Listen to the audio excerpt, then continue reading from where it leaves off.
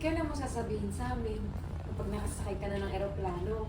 Kapag nakaalis ka na? Alis? Ano alis? Alis ko na? Saan ka pupunta? Lasing ka ba? Bakit mo? Inggit ka ba? Ako namang, ano? May tinatanong kita ng maayos, bakit mo ko binabastos? Uy, tama na yan. Oo, Faith. Aalis ako. Mag-a-abroad ako. Pupunta akong Amsterdam. Alam niya Ate Lini, tapos ako hindi ko alam. Ay, salamat ma. Updated talaga ako sa buhay mo. Wala rin akong alam.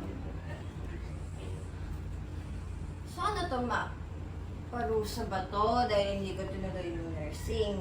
Kaya gusto niyo kong mag-aalaga kay Ringo, ganun. Ha?